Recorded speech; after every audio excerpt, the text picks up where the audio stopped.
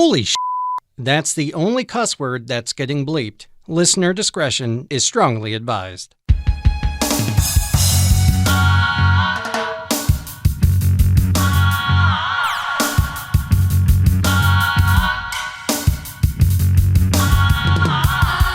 Impossible me, they said I'd never fly. Stars belong in the heavens, honey, not in your eyes.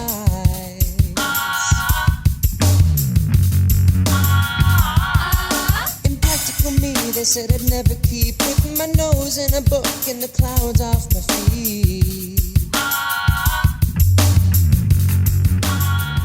It's time to look outside of yourself and your own struggles and gain some new perspectives, because these folks are going there.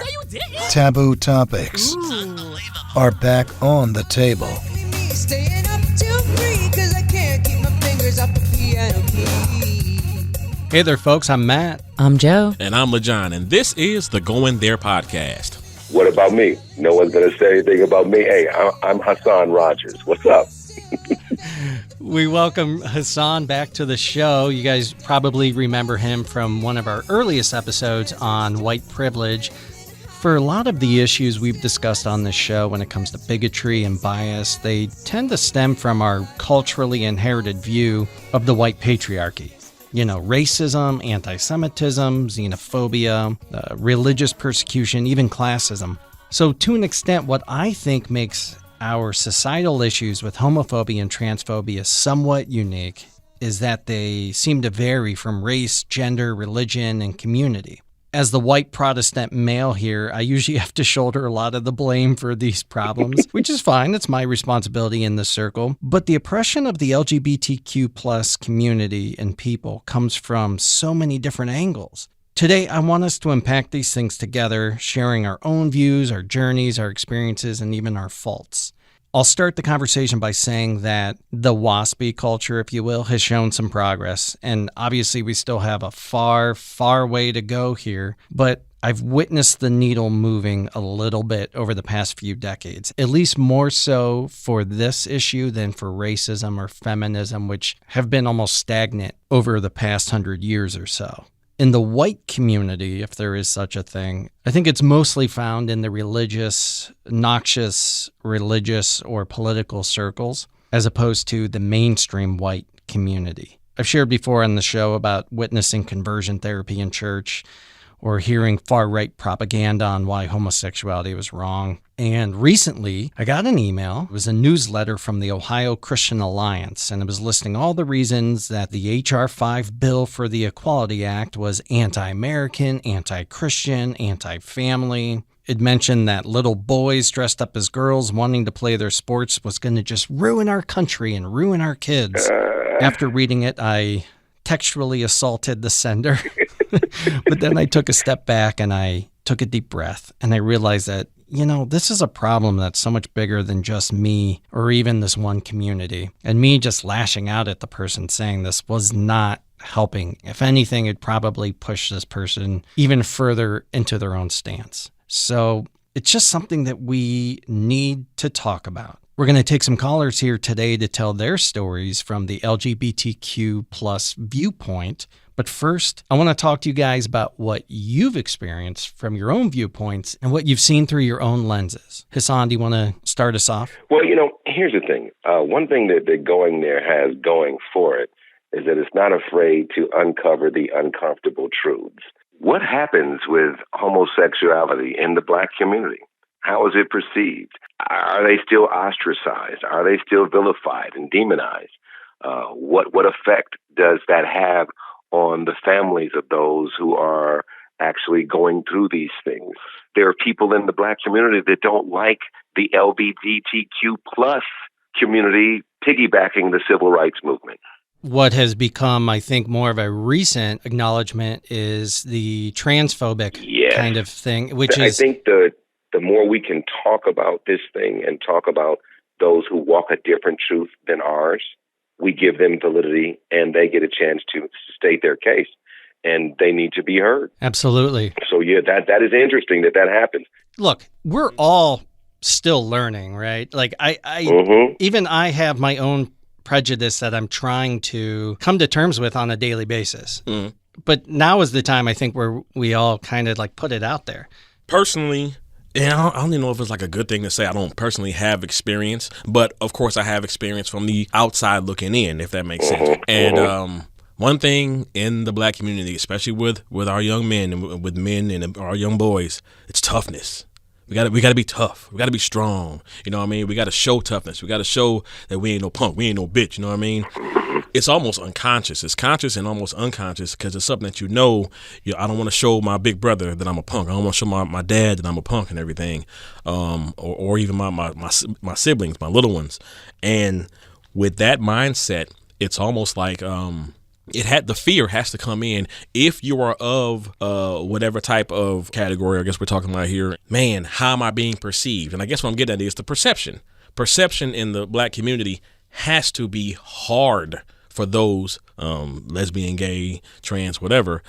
There has to be a fear. And me personally, like when I had my son, it's like we joke around with, hey, listen, man, make sure you put a football in that crib. You know what I'm saying? To let him know, hey, this is what it is.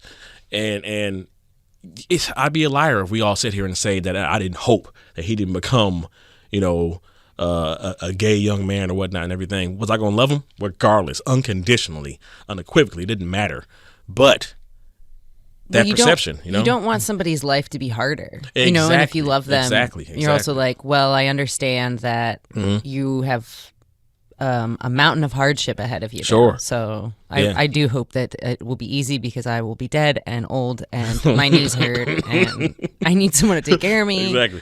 Can you please be a doctor? Yeah. Yeah. No, seriously. And that's a good point, And I want to say this from the white male in the room. Thank God. The white straight male in the room I just don't get to talk enough. No, this is not coming from a place of judgment because if anything, I think that because of what's happened to the black community, and Hassan and LeJohn, I want you to chime in. Let me know if I'm way off target here, but I think that a lot of it has to do with having to be tough because of all the oppression and persecution that has happened throughout the centuries. So that is like kind of don't let him see you bleed. Don't let him see that he got to you. So we kind of created that monster, didn't we? I will say this, I grew up in a very insulated situation in Garden Valley in Cleveland, Ohio. I knew a couple of guys who were very effeminate. I mean, extremely effeminate. And I saw with my own two little eyes, guys teasing them on the way home from junior high school. Everything that's not on the main two rails of society is always ostracized, and you're not allowed to express that. Maybe you do like a guy who looks like a girl but still has a penis, because you're going to keep having guys with that Aaron Hernandez syndrome where I can't let the world know how I really feel about my own, identity and what I'm attracted to. So anyone that threatens that, I beat them the hell up. Maintaining the toughness. So before we take our first call-in guest, I want to throw it over to Joe and kind of saying, Joe, I think through this podcast you've been vague about kind of where you stand on things to an extent. Really? I feel like maybe I'm wrong. But are you trying to be objective, Joe? I guess I'm trying to be objective. I mean, I respect that. But yeah, I think that anybody who judges what you do in the bedroom, if it's not abuse, then you should fuck off. I guess their argument though is that it's abuse of like sperm for procreation or something. I don't even know, like evolutionarily they're against it, but we have enough people and it actually would benefit if we didn't keep having kids. Make so many, yeah. Right, and premature ejaculation is not abuse. No, it isn't. And masturbation keeps accident. people from cheating. How come every time Hassan's on the show, premature ejaculation shows up? So Joe, have you felt ostracized by a specific group? And it's okay, whatever your answer is. I'm just curious. Yeah, I don't feel like I've outright experienced being ostracized for being queer. I do think growing up in Talmadge, Ohio, you have a pretty sheltered view of like what is what. And I would even say stupid stuff when I was in 7th grade, being like, well, you can't be bi because that's just greedy. Make a choice. And it's like I'm parroting something that somebody else said Sure. who like doesn't know. And I'm in 7th grade and I'm either prepubescent or hitting it and confused and covering it up with like whatever. And that's so dangerous because other people hear that stuff, other people ingest it and then like perpetuate and believe it. You sadly hear so many stories of people who take their lives because they can't keep living these dual realities, and it's that's heartbreaking. They end up practicing an unsafe lifestyle because they have to stay so deep in the shadows that there are individuals who take advantage of the fact that they want their anonymity, but they still want to live in their truth, and that's sad. That's a real tough. It is sad. Or they overcompensate on the other side of it, which is so damaging to the people who are trying to live truthfully and honestly. And they join Congress as Lindsey Graham did. Yeah. We have a theory that Lindsey Graham's a pedophile, and that's why he's such a sycophant. Yeah. At least. He has to be even more than that. All right, so Hassan, who is our first calling guest? With us, guys, is a woman who I hold in very high esteem professionally, personally, spiritually.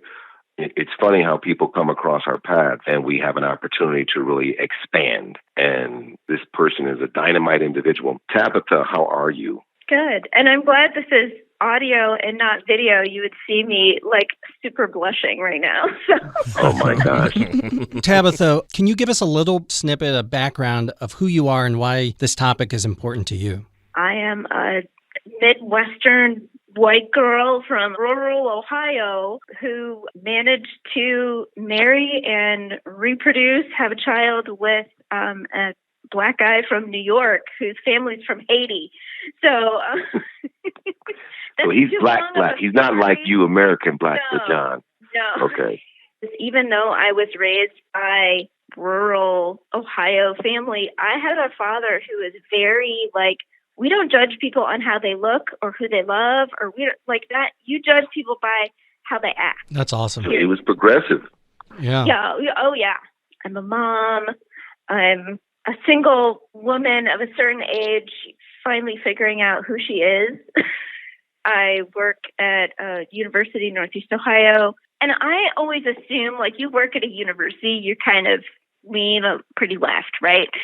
And I didn't know this person well enough to really assume that. And she mentioned something, and it was kind of like the whole, like, why can't we all just get along kind of thing that, like, white people like to say. And I was really awestruck. Like, I couldn't even say anything back in that moment. But I was telling another friend, and I was like, all I wanted to say was, like, look at her and be like, I can't afford not to care about this. I can't, like, you are literally talking to, yes, I am white, but I literally have a biracial child and a transgender child. Like, these are not conversations I can just opt out of. Oh, yeah. I'm sorry. See, I'm very confused. Father. Hold on a second. We have to label out. Let's reorganize your entire family so I can understand. 2 kids, 2 dads. Gotcha. Put the weed down, Matt. Or at least share it. Jeez. Yeah, at least share it. You and I, for disclosure, I'm close to this situation more than a podcast producer. Wait, what's your title? Podcast star? No, come on, Hassan, say it. The producer. Just say the producer. When they ask you, they say, what did you listen to? I was listening to that podcast, go in there, and they're like, who was the guest, girl? You just say, girl, it was the producer. And you got to say it like that, the producer. There you go. Yes. Having a trans child, and especially when somebody thinks, oh, my kid, like they're thinking, oh, okay, so they're in their 20s or something. But your kid's younger than that. And obviously you're very supportive of the entire thing. Well, I try to be very cognizant that my child's story is his own. He's generally comfortable with me talking about it. And for me, this is partly my story too, but from my perspective as a parent, that I think is valuable to share. So my older son, who's the biracial one, he's in his 20s, he's fully adulting. congratulations to me, parenting win. And my trans kiddo, Oliver, he is now 13 and came out socially, kind of officially to the world a little over a year ago. I knew we had started having conversations about it about a year before that. And I had known kind of generally something was up before that, but I just didn't know what it was yet. Can we talk about some of the difficulties? Because I think our nation is getting a little bit better about the idea of gay, quote unquote gay. But everything beyond the L and G, they get real weird about. They get real weird about, yeah. Yeah, and transphobia is a real thing. It's bad. It's really bad. The phobia. Yes, the phobia. Jesus. Let's be clear. Yeah. She's like, oh, here it is, another rural Ohio white boy. Tabitha, you know what else? Because, of course, everyone's journey is that indeed their own. But it was interesting, I know, for me, seeing them boldly do their, take their step, Yeah. And you were a part of that. You were from both sides. Yeah. From both.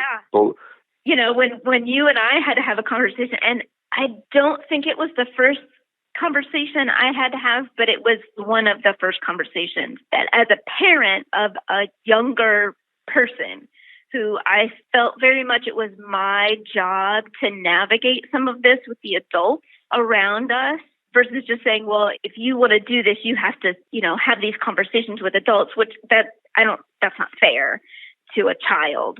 So my 13-year-old is an actor, and which is how we know each other. But when you had written a piece that they had been in a year before in a female role, appearing female, and then, you call me up a year later and we're like, hey, we're going to do this. We're going to do this piece again. Isn't this exciting? I'm like, that's super exciting. But we have to talk. So this person that you knew as this name and this gender is literally in the midst of a transformation to recognize their real self as male. And this is the name that he's going by now. And you're like, oh yeah, okay, cool. We'll figure it out. We'll change some stuff. It works. I can't even emphasize how important and incredible and affirming having people like you, Hassan, actually in that, especially in that early part of having these kind of super awkward conversations when you're just like, oh yeah, okay, no worries. We'll fix it. We'll figure it out. Well, and the reality is not everyone's going to be as cool as Hassan. And that, exactly. and that really is the truth. Exactly. So I guess what I'm really interested to hear from you, Tabitha, is what do you want other people to know, especially adults and parents? Like the people just, obviously, they don't have enough experiences in their lives and they live in these bubbles and they're judgmental. And I will fall on my sword and say, I've said and done and thought so many bigoted, horrible things in the past. But like everybody else, I'm just trying to learn. We all. And exactly. This is something that I think society is just starting to try to come to terms with. And we're having a really hard time because a lot of people just aren't exposed to it. So what should everybody know? Like how do we do it where we can be respectful of the other person, whether or not they agree with it? You don't have to agree with what people are doing, but you need to be kind. Right. I mean, it's like... I liken it to, because of course we all get caught up in like pronouns, right? Like that's kind of the flashpoint of trans conversations and acceptance. And it's like, you know what? If I told you my name was John and that's what my parents named me, are you going to make fun of me and not call me by my name? Right. Like, no, you're going to call me by my name because that's what I told you my name is. So many times, I think too many people get caught up in the visuals. And this is this process of all of us having grown up with the binary, right? And part of this, the work that even I still am doing is trying to unautomatically put people in camps and if you do, to not put them in these binary camps, right? And it's almost like the white and black thing too. Like, I have friends who are, I have a son who's biracial. You can't tell what he is. You know, like people go, so what are you? We can't Like, put you well, in I'm a a bucket. human. No. Yeah, like I'm stressed out because I can't put you in a white bucket or a black bucket, a girl bucket or and a to boy an bucket. extent, that's just how the human that's how the human brain works. So, Yeah. you know, I don't think anyone should beat themselves up for it. But I think what's really great to see is when somebody makes a conscious effort like what you're doing to not do it, because it is so easy. Yeah. And I do want to tee up one really important point that you said, is you said, you know, we're so stuck on the visual. At least from what I've heard from people who aren't trying to wrap their heads around it, that's what they think it is. For example, and I'm speaking in somebody else's voice, this is just a boy who likes to dress up like a girl. Mm-hmm. You know, they think it's just this shallow visual, but obviously Right. it's so much more than that, right? And those are the people I want to introduce to my son. I'm like, okay, so let me explain this to you. I have a child who was assigned female at birth, and even as a 3-year-old came up to me one day and said, Mom, I think I'm kind of half boy and half girl. And I was like, okay. But then to come out and say, no, actually, I want to use he, him pronouns, but is still in some ways like, and I struggle with this, and this is how I struggle in the binary, is having a son who is transgender, but who would have been, had he been born assigned male at birth, as that boy who wore dresses, Yeah, Yep. but still was a boy. right. Have you ever heard of Two-Spirit? Yes, I have. So for, I guess, the rest of the podcast listeners, Sorry. it's pan-Indian umbrella term for people who are, I guess you would call third gender. They're like in between lesbian and gay, male, female. I mean, when you talked about visuals, it's like in Western American culture, we are in a binary world, but this has been something that has existed for a very long time, that there are even terms in indigenous cultures that people can be a little bit of both. Yeah. At the same time, I kind of understand from an OCD standpoint, you know, we're human beings, especially A-type personalities like myself. We want to have labels on everything. It helps us categorize and organize our lives. And yeah, and like you said, the human brain, that's what we do. Like, it's our shorthand. Yeah. You know how I fight against it? I fight against it by doing whatever the fuck I want to do. Yeah. Yeah. And there's no better way to fight against it. You're a nihilist. I mean, that's the only way you fight against it. Yeah. I mean, but with not violence. Yeah. No, don't fight that way. Yeah. Fighting in a Don't- metaphorical sense. Right. Yeah. Let's just make sure no one takes this. Oh, I'm sorry. I was talking about violence. LeJohn just punched out Tyler. We soundproofed the studio, and it sounded Exactly. You couldn't hear it at all. Yeah. And this isn't, I want to ask if there's an instance, only because we have to learn from the mistakes, hopefully of others, before we make them ourselves. I mean, has your son felt any kind of discrimination or teasing or, you know, Maltreatment. bullying, maltreatment, any of that?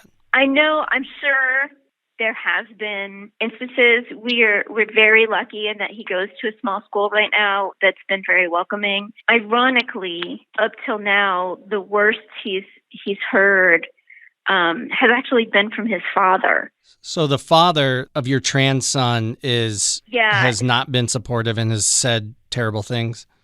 Kind of come around since, but early on, took a long time. Was very much in the, oh, this is just a trend camp. There can be a sense of, oh, this is just trendy, and a lot of the young kids are doing it right now. But when in fact what it is that the younger generation are much more open about it. They're seeing these brave examples of adults who are coming out, who are telling stories, and they have language for it. You know, I have friends who are trans who are in their 60s and are like, I didn't have language for this. I just thought it was fucked up. You know, like, I didn't know that there was such a thing.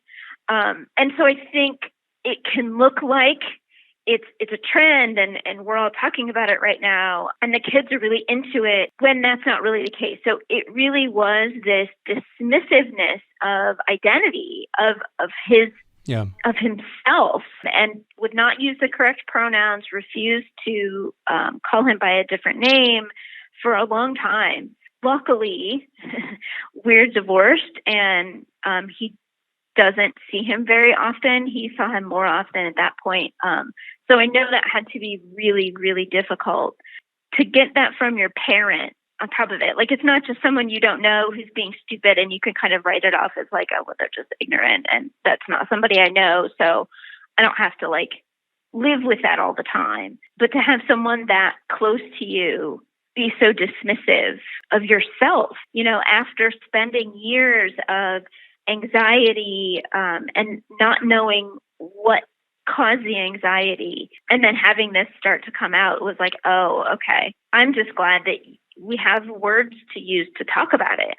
So, and I know that, you know, he's getting ready to go to high school next year. I'm, of course, as a mother, more worried about a lot of this stuff going forward. That really pisses me off, because I as a parent, I so believe in everything starting from the home. You know, it starts at the base, and as far as children understanding, knowing their worth, knowing how special and how awesome they are, that has to start from the base, man. And to have that kind of treatment from the base.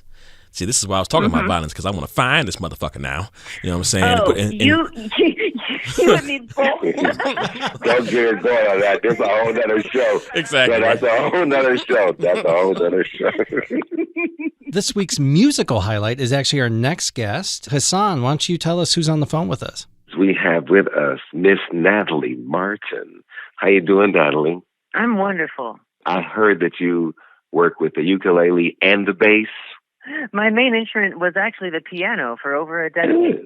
I've got my degree in singing from a school out in Hollywood. So the ukulele is the newest instrument in my life, and I've been playing it since about 2016. My band DreamStates has 5 full-length albums of original music and 1 of covers. And I personally have 4 records, 2 from pre-transition and 2 from post-transition.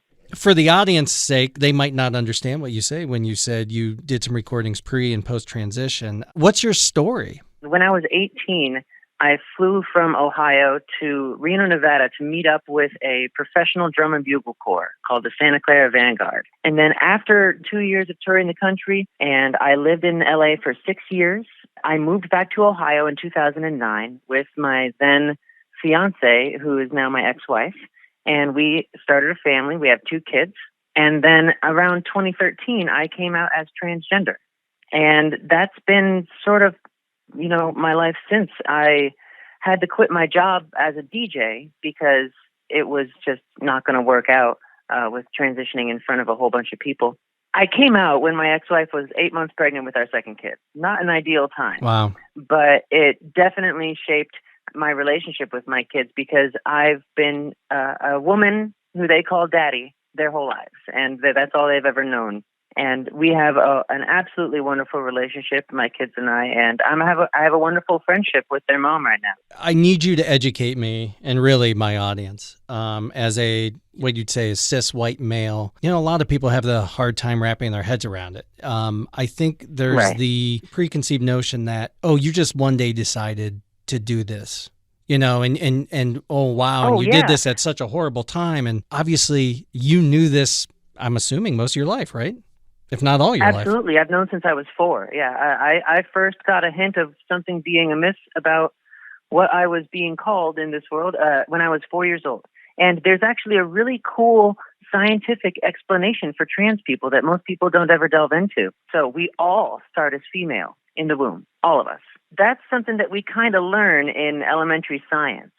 But what doesn't get informed is that as the baby grows, there's a chemical that the mom's body releases that tells the baby, the fetus, how to respond to things like testosterone. That chemical reads the DNA, and it's supposed to tell the baby that if it's going to be a male, then it's got to develop into male. And if it's going to be female, then it can just stay as is. And every now and then, that chemical is not as strong as it should be, when it should be strong.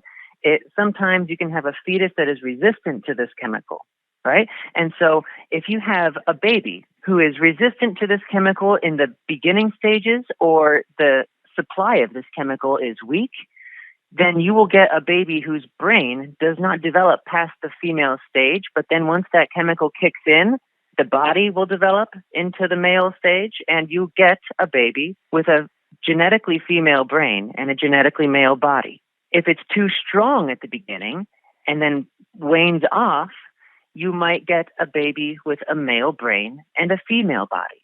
And it's actually a pretty easy scientific explanation for the existence of trans people and intersex. It can happen every stop along the way, from too much to too little. You can have hundreds of possible different variations on a baby. Right. God damn. That's the basic science behind trans people. I just sat here and understood that. And it's like, I sat here and I listened to you.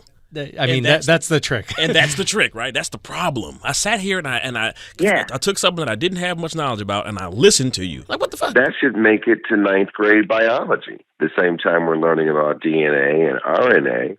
And so even if you can't wrap your head around the scientific aspect of it, when it comes down to this is who I am, why the hell do you care?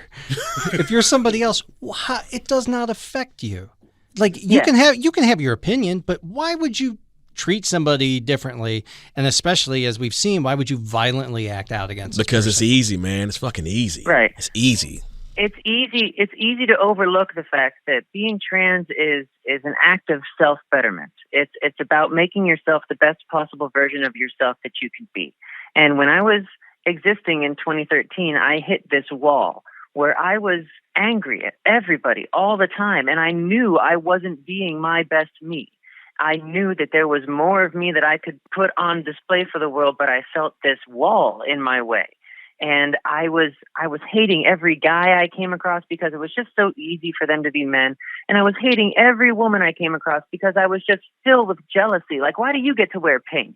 And so I realized one night as I was driving home that it wasn't all them that I was hating on. I was just, projecting onto all of myself. them. Yeah. Projecting, that's the word I was looking for, yeah. And I think that's where some of the hate on the other side comes from, is projection. Like we talked about, you have somebody who has these, they might actually feel that way, and looking at somebody who's trans or gay reminds them of what's inside of them and those kind of repressed feelings. And that's, as Americans, especially as males, we're raised and taught, if you get these weird feelings, you push them down. You push them down until they go away. Would you speak to this phenomenon, that some of that violence happens when instance of a guy says he doesn't know that you are transgender, and now when his friends find out, then that violence happens, the ostracized, demonized, all this energy, this negative energy starts from that point. Can you speak on that? Well, I know that trans panic is the name of the excuse that they give that. And whether Hold on, guys. Did you know that? No, I'd never heard of that. Never heard of that at all. Trans panic. Believe it or not, it's an actual excuse that you can give to a court. Wow. And it can excuse you from even a murder charge. Wait. Whoa. What? How? Yes. And there's history of this. There's a precedent for it.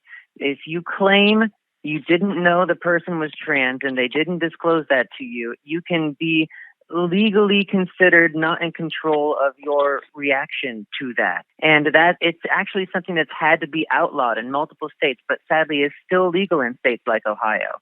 You can claim trans panic, and you can get away with causing severe, if not fatal, damage to a trans person. People sat down and thought that was a good idea. Are you serious? Yeah. So it's not just, okay, this wasn't a hate crime. It's not like knocking it down in severity. It's actually pleading insanity. Yes, it's very similar to pleading insanity, temporary insanity. Except you don't have to go to a mental institution. Or do anything. Yeah, you shit. just have Yeah. to have to Just exist. Yeah, become a senator.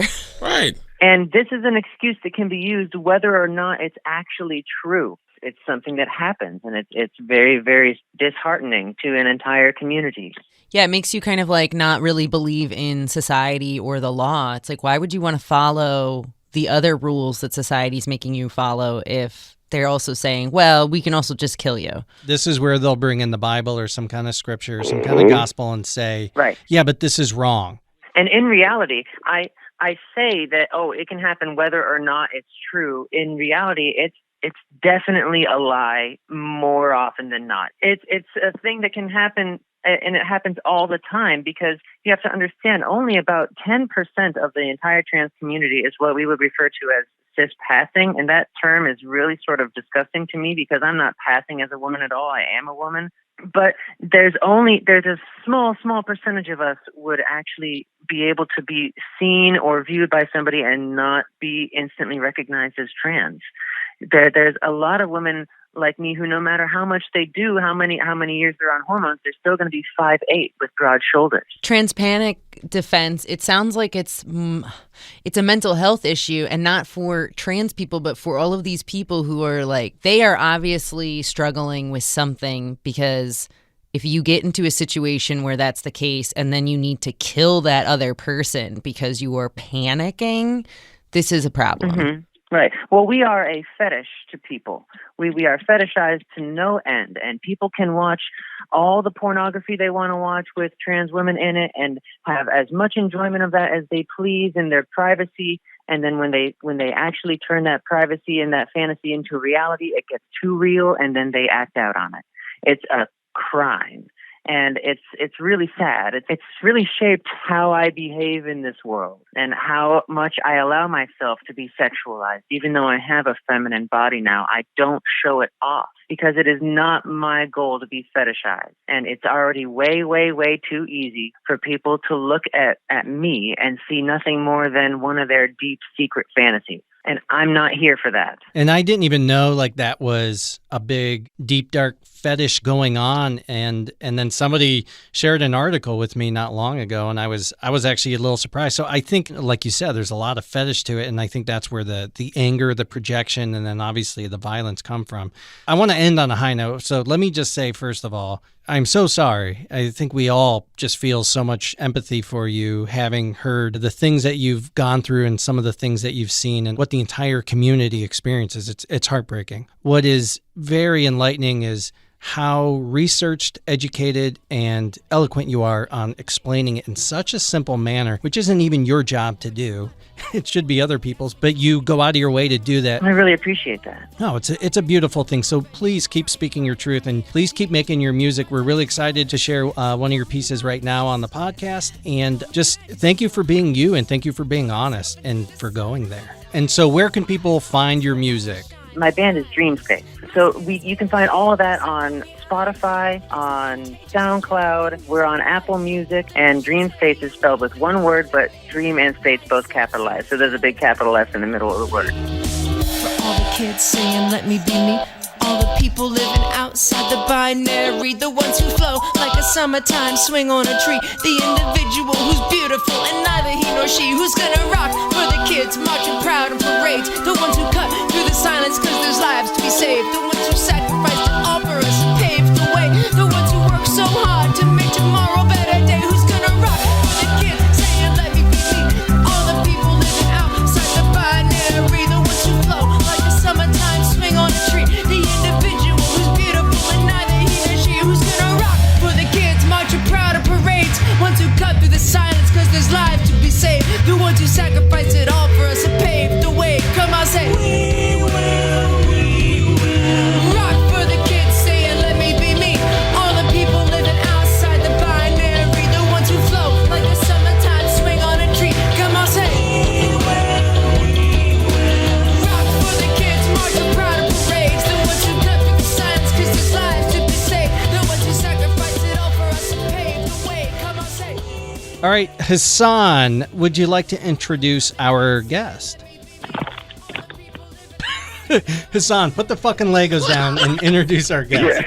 Yes. Now, look, they need to hear this shit, man. They need to hear that grown-ups do grown-up things. Oh. Hey, there it is.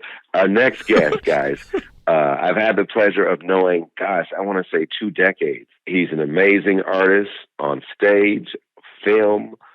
He's a makeup artist extraordinaire. He's a chef. He's a vocalist. He has an amazing sense of humor. Damn, I cannot get this thing open.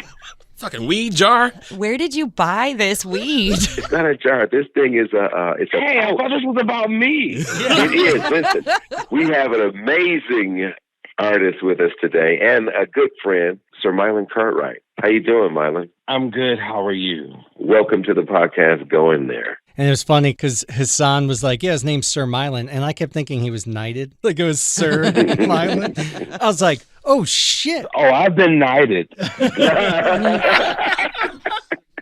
So how long have you known Sir Patrick Stewart? No. So tell us a little bit about yourself. I am just a fat boy from the inner city of Cleveland. I was a change of life baby because my parents had me in their 40s, so my siblings are all in their 60s. I'm only 45. I knew at a very, very, very young age, I'm really going to say like 3 or 4, that I knew that I wanted to be something bigger than my environment. And I took the necessary precautions to do just that. And I started this journey as a singer. Like I've been a singer for a very, very, very, very long time. You know, God blessed me with a lot of gifts. I went to high school for culinary arts. I went to college for theater. I got kicked out of Kent State for a year because of parking tickets. And I ended up taking 2 semesters out. And I went to hair school, and I finished hair school in 10 months. And then went back to Kent State and finished out my degree in theater. I learned a lot at Kent State, but back then in the late 90s, to me, it was very extremely segregated. Like it wasn't that many Black people. It was in a predominantly white school in a predominantly white town. I want to say that it was a lot of racism there. Because in the theater department, like we were geared to do like all American plays. I would play like a slave or like a butler. And I was like, I don't want to fucking be that. Like, yes, a master. I was like, I don't want to do that. So I went on the flip side of it and started to be more involved into costuming and hair and makeup. I sure can that good for you now, baby. That'll be $4,000, please. Go park in Ravenna. You folks want some pancakes? Did you experience other forms of bigotry, like homophobia? I did, but it's funny that the homophobia and the racism that I experienced the most was from other Black people. Let's kind of talk about that. I guess the way Hassan said it earlier is essentially, you have people who are marginalized and who are discriminated against and oppressed. And then there's the subculture within that culture. Yeah. And some of the mainstream people are, because of religion, because of bad politics, are suddenly, well, yeah, I mean, fighting for Black rights, but then turning around and being like, but I don't support gay people, or I don't support, right. Man, I can only imagine how that feels. I mean, I can't. I can only pretend I get it, and I don't. Of course you can't, Matt. I know. Yes. It was very tough because, believe it or not, I started, getting the racism and the homophobia within my family. And that was one of the reasons why I tried very, very hard to get away from them. My mother had a very eclectic, very stoic personality and did not approve of me being gay, did not approve of me being feminine, and did not approve of me wanting to go into the entertainment business. My father treated me like a prince. I get a lot of my, comedy and being the life of the party from my dad because he was that guy. And my father was very, very supportive, which is very odd because, especially in the Black family, it's usually the father who's the one that's resisting. And my dad was not resistant at all. He was very, very supportive. He bought me, makeup brushes, hair products, tap shoes, paid for voice lessons, acting lessons, dance lessons, because believe it or not, I'm 365 pounds, but, as a kid, I took ballet for a very long time, actually. That's a big, sexy 355 pounds. Big, I am. What's you? Yes. That's his nickname. Yeah, don't say that. That's all that mug needs to hear. That's all I need to hear. Yes, I am sexy. Everybody knows it, and I let everyone know it. When I finished college, because my mom and dad was like, you need to get a job, and I went and worked at Chase Bank. And I did not change. Like, I still was that Mylon. I still was that person. And one of the things that happened to me 6 months of working with it, I had been accused of using the female restroom. And I was like, what the fuck? Like, why would I have used the female restroom? Like, they took me to the generalist and to HR, and they were saying, like, we have people who said they've seen you use that restroom, which was totally untrue. Wait, this was at Chase Bank? This was at Chase. And they didn't have cameras monitoring their building enough to check the footage? No. That's interesting. She thought I was a dummy. And I went in there and I said, show me what you got. And I'm telling you that I didn't do it, but you're telling me that I did. And I need to see the footage. Like, prove to me that you have evidence that I did this, because they were going to fire me. And when I said that to her, she changed her tune. And she was like, well, just let this be a slap on the wrist. And, please refrain from using the female restroom. Please refrain from me trying to set you up, okay? Okay, because it's embarrassing for me to get caught in a lie. Yeah. And we can't have that. Guys, we have to take a quick pause to call out our sponsor, Chase Bank. You can visit them. Their security camera blind spots are... Are you a gay man wanting to use a woman's restroom? Go to Chase Bank. Go to Chase Bank.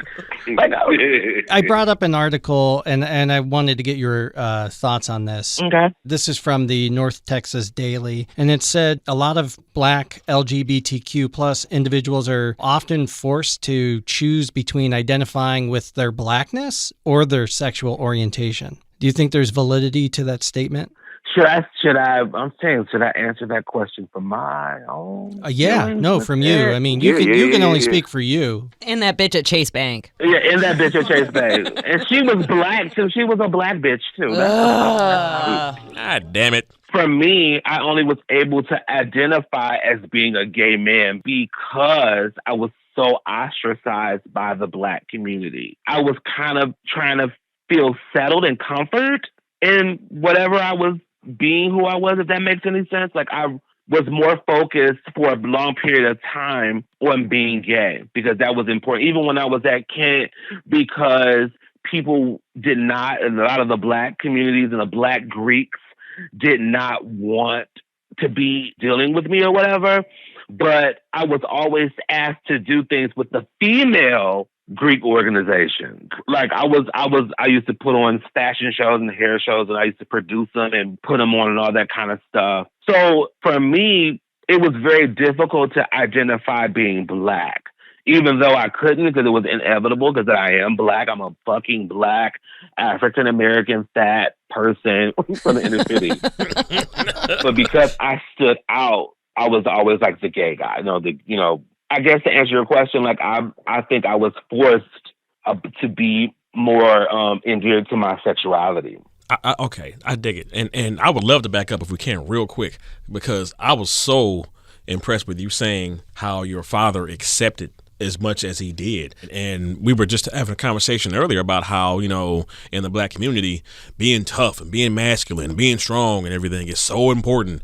And the topic that we're talking about and everything is looked at as, this is how you got to be. Because I don't know if you know anybody else who is gay or whatnot who had that kind of acceptance from their dad. Not many. Yeah, that's really impressive to me. Because like I told you in the beginning, like I was a change of life baby. Like my father was having kidney problems because he was an alcoholic. And my mother was like, if I have this baby, motherfucker, you will stop drinking. And he did. Ooh. So my father I'm emotional because I was very close to him. My father died in 2010. And my mama just died October the 26th of 2019. And my mother hated our relationship because she felt like that he was coddling me and not really making me masculine because that was something that was, because me and my brothers are like night and day. Let me fix your brakes. You know what I'm saying? Did you just yell, let me fix your brakes? Yes, because my brothers are like... manly shit. Yeah, it's manly. So they know about that kind of shit. It's real. And, me and Hassan grew up, relatively in the same neighborhood. It was very important that you showed some type of strength because if you were weak, they was going to fuck with you. So we really need to redefine these terms, right? Because it's not masculinity we're talking about. It's hypermasculinity. Absolutely. It's if you don't fit this mold, you're a bitch. Mm-hmm. Yeah. And it's not just the Black community by any means. Well, I think the Caucasian community is a little bit more open. Like it's usually like the trailer park ones that's kind of be like coffee. What the fuck? They are a little bit more accepting because they don't really see gender. I believe they don't really see gender. They see like we're just people, rich people. Yeah. Yeah, when you're rich, you can be whatever the fuck you want. You can be whoever you want. My point was, we have to redefine the terms of what being a man is. Being a man has nothing to do with your sexuality. Being a man has nothing to do with who you love. Being masculine, whatever term you want to use. I mean, you showed strength through what you do. To me, that's much more brave than the dude who's like walking around and fronting, you know, and sticking his chest out and acting like he doesn't have emotions. Because that person obviously has some mental health issues. Well, yeah. My gay male friends, they always like, you know, I just could not be in the same room with all those straight men. Like, you really, and I handle these men. I handle any man, but I handle them and they give me my respect. And I think it's because I'm confident in who I am. Like, there's no, is he gay or is he not gay? Like, he gay. Then they have no reason but to accept it. But growing up, I dealt with the bullying and I was a fighter. So it was like, you're not about to be talking to me in any type of way. I'm going to whoop your ass. There we go. But I am, and because of my sexuality, I have went through many stages to try to conform to fit in. And yet, and still, I was still judged about, because it was very taboo back in, you know. But you gotta understand, in the black community, flamboyant could be just your different eye color contact. Oh my gosh! And to believe it or not, like I didn't sleep with a man until I was 21. Wow. Even though I was tried with what we call in the black gay community by trade, which is straight men who want to have a little tickle here and there. Yeah, the backdoor shit. And backdoor shit. They want to do it in their grandma's basement. All that kind of stuff. But where the term living on the down low, the DL, where that whole thing came from. Yeah, guys who are like, absolutely, they play the straight man in public and not necessarily in private because they're embarrassed or ashamed of themselves or whatever. Yeah, because that's the brave thing. I have a lot of straight friends, and they were saying, like, I couldn't be what you are. Like, you are strong. I've been raped. I have been gay bashed. I have been set up. I have went through a lot, and I've still rose from the occasion like a phoenix to the fire. My brothers weren't the protective brothers because they were embarrassed of it. My oldest brother, like, he didn't want to deal with me at all, and now we are the best of friends. How about that? It's sad that it takes for somebody to have that in their family to finally grasp it and try to understand it. It's sad that it takes that, but at least it broke through and got to them. You know, I mean, that's... my dad kept people off of me. Like, my siblings, like, leave him alone. Like, leave him alone. That's awesome. Like, at least he ain't out here selling drugs. Like, y'all motherfuckers. Man, you have no idea how refreshing this is to hear that. My siblings were jealous, and very envious of that. Because especially my brothers, because it was like, he's gay. Like, he's an embarrassment. And you didn't have to earn it. It was just there. It was just there. It was just there because I was a very obedient kid. Like, I was extremely obedient. I don't buy that for a second. I was like, that's why I tried to get away from the motherfuckers. Like, I can't do this. But I did what I was told, and I went over and beyond when it came to even in my parents transitioning to death. Like, me and my sister took care of them. And I went over and beyond. I cut my mom, cut my dad's hair, cut his beard. Like, my mother kind of treated me like how women treat their daughters. African American moms are very tough on their daughters. Yeah. And they're very passive with their sons. And my mom had that type of relationship with me. Like, she was extremely tough on me. And my mother made me extremely self-sufficient. So I had to learn how to cook and wash clothes and wash dishes and all that kind of stuff. I'm not white. We didn't grow up with a dishwasher, so we had Dawn. Hold on a second. I didn't grow up with a dishwasher either, okay? I just want to put that out there. Matt lying his ass off. We lying. I mean, we had to fire him after he stole our silverware. Oh, that was a good one. That was a good one.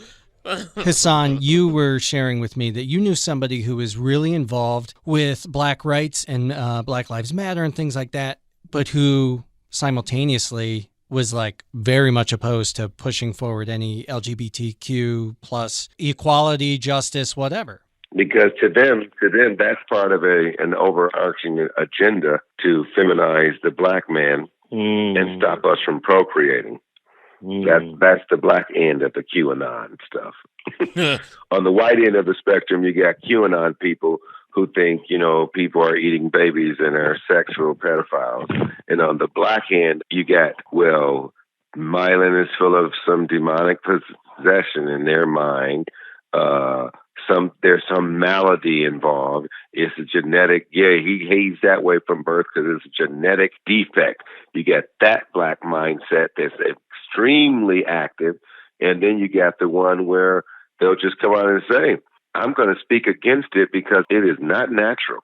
It is not holy. It is not sanctioned." Mm-hmm. And that is a real strain of people in our community. And they will close their door on their 13-year-old child. Uh-huh. Well, I mean, briefly, I have had several conversations with people who I have been very direct with them, who was like, what happened to you as a child? I feel like, somebody, I was never molested. So I wasn't turned this way. I was born this way. Have you witnessed from your standpoint, especially more from the fact that you're in the creative arts, transphobia as well? Yes. And I am one who at one time in my life was transphobic. Interesting. Because I was very uncomfortable. It was a trans. She was fully trans, she had the full sheboing. And because it was kind of weird to me, but she was very interesting. How did that happen? And she literally educated me on a lot. And I'm talking about I was 16. So yeah, I can honestly say that I was a person that had a phobia for trans because I just didn't understand it. You weren't openly gay at this time, were you? I didn't know what I was at that time. For all intents and purposes, you were a gay black man who was still transphobic, which, I mean, one, I got to say, thank you so much for being honest and sharing that, because I think I'm a straight white guy. I've been homophobic, transphobic. There's been a lot of things that I've had to kind of work on in myself because we're culturally taught all these bad, horrible things. Yeah. You want to talk about dissecting communities into smaller and smaller and smaller things. And it's like, even the LGBTQ, it's like, even within that, there's all these different communities, and sometimes you will get people who aren't supporting another on an individual level. They are. It's like you're in middle school and you're at the cafeteria and you're like, who do I sit with? These people are popular. Yes. They won't let me sit there. These are the nerds. They're no way. I don't want to be associated with them. Yeah. It's like, how do you set yourself apart? Another thing in the gay community is that it's big. It's like no fats, no femmes. They don't want a fat person. They don't want a feminine person. They don't want a trans. They want to deal with, masculinity. I thought bears were popular. Bears are popular. Well, isn't that essentially, see, it shows you how ignorant I am. I assumed it was just bigger men, bigger, hairier men. Well, then there's the chubs. Oh. I'm in between. I'm a chubby bear. I think I had one of those growing up. I bet you did. But there are the bears, but bears signify masculinity because usually they're just like thicker men and they're hairy. Yeah, like lumberjacks. Yeah, they're burly. So that's the epitome of masculinity with some. So Myelin, before we let you go, what is something that all of us over here can do in our communities to make acceptance more widespread? Just be yourself. That's it. Be yourself and treat people like you want to be treated. The simplest form, ain't it? It is. The simplest that's things. It. Syrmylin, I love the fact that you embrace your absolute full potential of self, and that's so dope to me, man. And again, thank you. You really jacked me up with the fatherly support, and jacked me up in a good way, because it's like, damn, man, if there was so much more of that, the outcomes that we could possibly have in the black community, man, in this regard would just be amazing. It would be. That's awesome, man. That's why it's important that we have them on to use the platform. Thanks for coming by and visiting with us, my good man. Love you to pieces, little brother.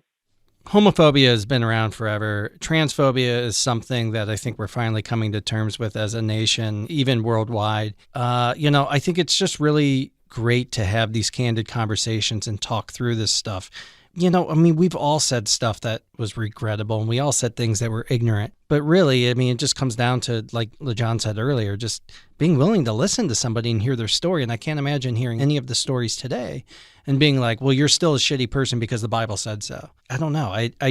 I feel like I don't have a lot to say on the matter from, the white perspective, because I'm kind of the bad guy in all of this, if you really think about it. But I guess really what I want to say is thank you to everybody, our callers and our hosts here, for just really going there and talking about something that I think is going to make some people uncomfortable. And I am very okay with that. No doubt about it. Joe? Pass. I always feel like I'm cutting you off, but go ahead. As somebody who is queer and brown, and I have Arab family who I haven't even really had that conversation with about how I'm queer, because I just don't even want to, and I know that I'm going to be judged poorly. I don't need that shit. I would say to all of the brown people judging, there are people in their community who are on the spectrum of LGBTQ, to realize that whatever white patriarchal society has told you to judge the people within your own group, that all this is doing is making you weaker as a community. The hate and the judgment only hurts you, and it helps the people who are keeping you down, man. Yeah. Man, that's great. Seriously, thank you for that, Joe. That's a bold statement. And it's just like, for me, to be a black man and growing up in the neighborhoods that I did, where once again I got to harp on being strong, being tough, and having that perception of having to be such, to be educated today on things that, on perspectives that I've never thought about, never really took the time to think about, never really saw. That means a lot, man. That's huge for me. But that's just the point, though, to be willing to be educated on something that, hey, it's okay, you just may not know that much about. Hey, it's okay, you maybe just haven't experienced that much of. It's okay to sit and listen, and that is the key. Being willing to sit and listen and be educated on something that maybe is just not your personal experience. I feel like there are a lot of people who want to be educated and want to learn, but they are scared to offend people. So I think that there are a lot of people who mean well and, are pro-equality, but they are scared to offend a trans person by saying the wrong thing, or a gay person by saying the wrong thing. Just know that if your heart is about learning and growing, that's good. I feel like everyone that we spoke to today just wants you to ask questions and want to learn. And they have just as much of a sense of humor about it as you do, when you're coming from a place of care and love. That's why I was really impressed by everyone today, because I'm still nervous about treading some of those conversations. Yeah. So thanks for saying that. And I think it's important that we don't view ourselves as a small cog in a big machine, but see ourselves as, individual systems. And there are lots of people who interact with you. So when you have a chance to engage with someone who may be going through a transition, or a parent or a child who may be coming out, it puts you in an extremely important position for milestones for that person's development. So at least at that point in their lives, they say, yeah, when I did this, these people that are around me, they were very supportive, and they wanted me to be happy, healthy, and whole. And if we can look beyond that which divides us and go back to the humanity of it all, we'll find a way to actually lift each other up more often than tearing each other down. So that's how I see it. It was a great day for us, man. We got people to share some things that I like to say we uncovered some uncomfortable truths. So I love hanging out with you guys. We appreciate your time and your amazing producer skills on this episode. The producer. You're such a dick. You're such a... I wasn't joking. I was being honest. Yes, you were. See, here's the bad part about you. Like you maybe you weren't joking, but maybe you were. What's funny is sometimes I don't know. But realistically, for people out there, Hassan essentially produced this episode, as in getting the guests, lining up our music, lining up all of the people and the different parts of the topics. Because the people are actually being serious because I approach them very soberly, Matt. You know what I mean? Yeah. Like I really put my super producer hat on. Like going there has been the shit since 1910. And again, I think it comes down to acknowledging the fact that we're all a little naive when it comes to people from different walks of life than our own. And I want before we stop rolling, I want people to know that. And listen up, no, because this has to be acknowledged, Matt. You since the virus and George Floyd, I bet you can look back and see there has been a fire clicked on with you. That if Corona wasn't in the way right now, guys, we might be, offering content on streaming services with contracts now. There's a fire in you, man, that's different. It's not different in that it's not you, but it's like a white hot you without any filter, and you're fighting against some things that have always bothered you, and that's a good thing. So I applaud you for that, man. That's a good thing, bro. I honestly can't stress enough how much those words mean to me, because I'm not doing it obviously for the recognition, but when somebody sees it and says something and even more appreciates it, I mean, it makes every ounce of effort worth it in spades. And what I'll add to that is, yeah, you're exactly right. I mean, I think George Floyd was the straw that broke the camel's back, I think, for a lot of people. But for me, I feel unwhole. I feel unfinished. If there's something that is broken in a system, and especially when I have no control over it, it drives me nuts. Specifically, it's like, holy shit, I'm not doing enough as a white voice in my community. Yeah. I just wasn't. Now, I love my boy, George W. W said, we can be 1,000 points of light, man. And being that point of light is our own choice. It's our own choice.